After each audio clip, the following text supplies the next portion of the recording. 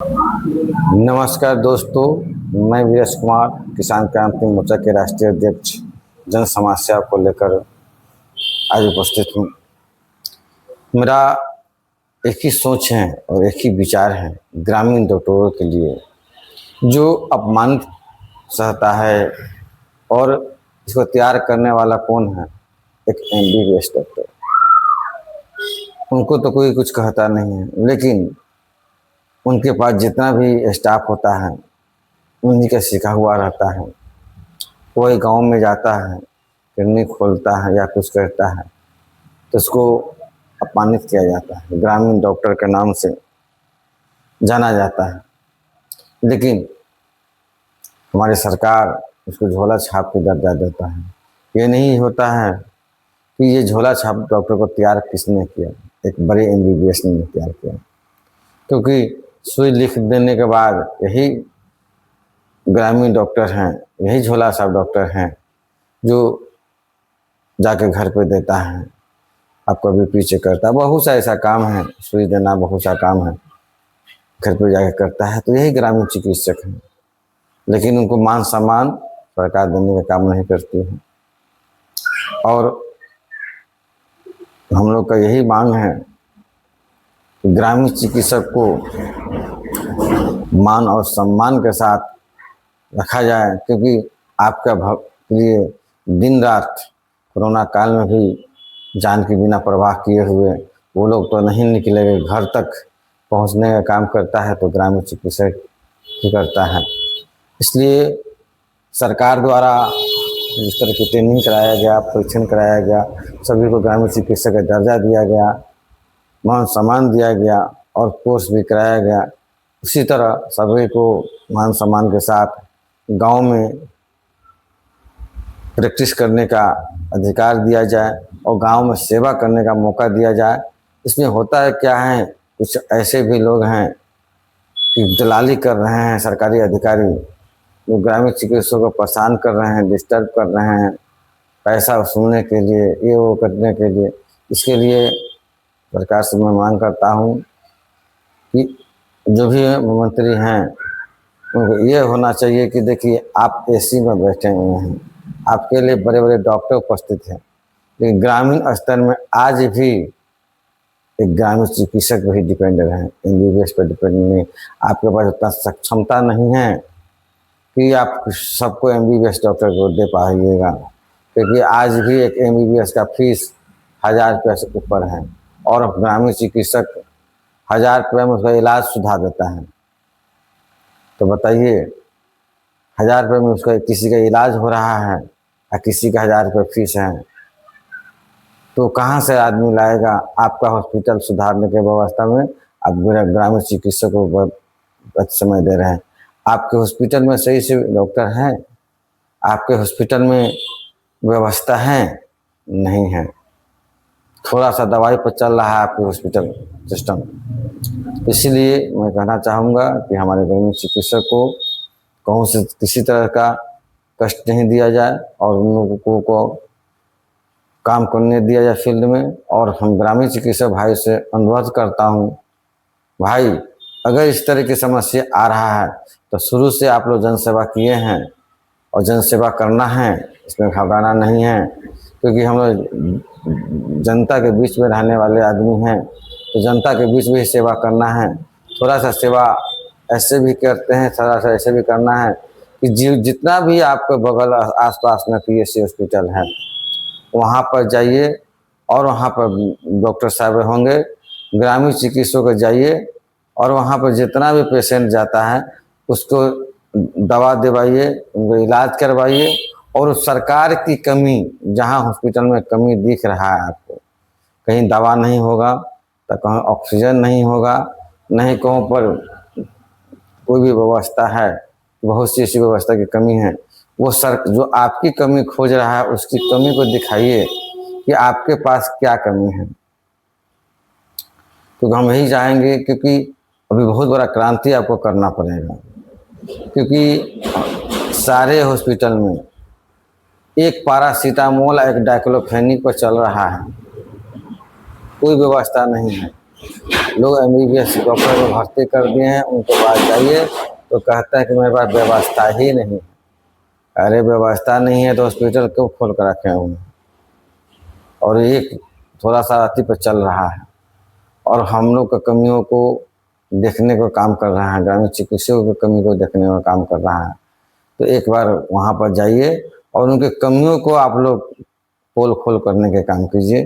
जितना भी हॉस्पिटल आसपास में है वहाँ जाइए और उसका पोल खोलकर आप लोग आगे आइए कि सरकार की कमी को गिनवाइए कि आपकी जो भी स्वास्थ्य विभाग है, जो सबसे लाचार विभाग कहिए, सबसे लाचार विभाग है तो बिहार सरकार का स्वास्थ्य विभाग, उसके बाद शिक्षा विभाग। दो गो विभाग जो है कुछ काम का नहीं है, सिर्फ मोटी मोटी रकम देने वाली विभाग है और मोटी मोटी रकम लूटने के विभाग है। और ये दोनों विभाग पर पहले तो हमारे ग्रामीण चिकित्सक भाइयों से अनुरोध है कि वहाँ का पोल खोलिए और हम जनता से यही कहेंगे कि अब दोनों शिक्षा और स्वास्थ्य का पोल खोलने में हमारे साथियों को साथ दीजिए। जब तक आप नहीं आगे आइएगा तब तक ये सुधारने का चीज़ नहीं है। आज भी विद्यालय में मोटी रकम लेने वाला का बच्चा प्राइवेट स्कूल में पढ़ रहा है। आज सम्राट चौधरी जी ने कहा कि मंत्री विधायक का बच्चा या बड़े अधिकारी का बच्चा सरकारी स्कूल में पढ़ेगा। हमने कहा था लिस्ट जारी कीजिए, किस मंत्री का, किस विधायक का, किस बेटा का बच्चा किस स्कूल में पढ़ रहा है, किस टीचर का बच्चा किस स्कूल में पढ़ रहा है। तो ये तभी तो पता लगेगा। कह देना और कह देना बहुत का फर्क पड़ता है। इसलिए आप लोग पारदर्शी कीजिए और सावधानी कीजिए कि आदमी जान सके कि किस विधायक का बेटा, किस मंत्री का विधायक, किस बेटा और किस अधिकारी का बच्चा किस स्कूल में पढ़ रहा है और कंटिन्यू पढ़ रहा है। और प्राइवेट स्कूल पर पूर्ण रूप से बंदी कीजिए। पूर्ण रूप से बंदी नहीं कीजिएगा तो ऑप्शन रहेगा, तो कैसे उतर जाएगा ही। पूर्ण बंदी कर दीजिए। एक विकल्प नहीं होना चाहिए, ओनली फॉर एक ही विकल्प सरकारी विद्यालय रहेगा तो सारा बच्चा सरकारी स्कूल में जाएगा। स्वास्थ्य विभाग सुधार करना चाहते हैं तो स्वास्थ्य विभाग में सारी इमरजेंसी व्यवस्था प्रखंड स्तरीय दीजिए। आपका एक भी प्रखंड स्तरीय कोई भी हॉस्पिटल नहीं है जो इमरजेंसी को चेकअप करने का व्यवस्था रखता हो। मैं दावा करता हूँ एक भी हॉस्पिटल नहीं है जो इमरजेंसी चेकअप करने का व्यवस्था उसके पास हो। अगर है तो आप ऑन कैमरा आके बोलिए और दिखाइए हमें कि कौन सा हॉस्पिटल में आपको इमरजेंसी की व्यवस्था है। किसी भी हॉस्पिटल में नहीं है। इसलिए एक भी प्रखंड स्तरीय कोई व्यवस्था नहीं है, सिर्फ वो खाना पूर्ति करने के लिए रखा गया है। वहाँ जाने पर पता लगता है कि सिर्फ दर्द का सुई है, अगर एंटीबायोटिक है दे दो भाई, मेरा पास तो फलना चीज़ का डॉक्टर है नहीं, फलना चीज़ के लिए फलना चीज़ के डॉक्टर होना चाहिए था। ये चीज़ की कमी है, उस चीज़ की कमी है। ये इसलिए हमारे ग्रामीण चिकित्सक भाई से अनुरोध करते हैं कि सरकार की पोल खोल करना ही आपका सबसे बड़ा प्राथमिकता है। जितना भी आपका आपके पीछे सरकार पड़ी है तो सरकार से कोई दिक्कत नहीं है। सरकार जब सारा सुविधा ग्रामीण को दे रहा है तो आपकी ज़रूरत भी नहीं है और ग्रामीण चिकित्सक बनने की भी ज़रूरत नहीं है। कोई दिक्कत नहीं, मत बनिए। और भी बिजनेस है और कारोबार है, मत से सेवा कीजिए।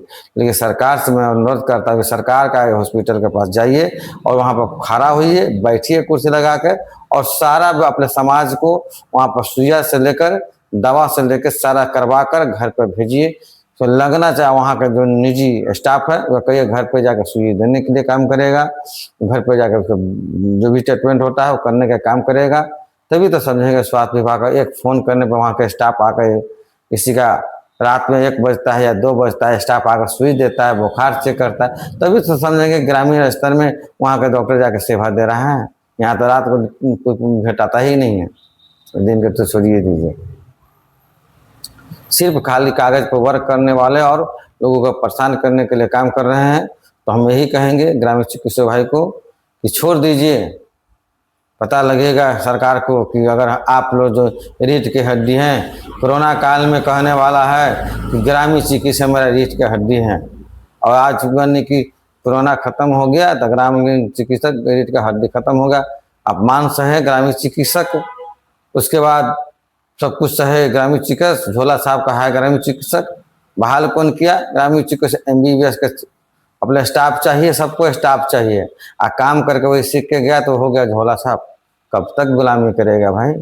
कब तो कुछ तो उसको अधिकार दीजिए, कुछ तो गाइडलाइन जारी कीजिए इसका। इसके लिए मैं सरकार से अनुरोध करना चाहता हूं कि आप पहले अपना सिस्टम को सुधारिए और ग्रामीण स्तर पर जांच कमेटी को बैठा कर देखिए कि आपके हॉस्पिटल में किस अवस्था में चल रहा।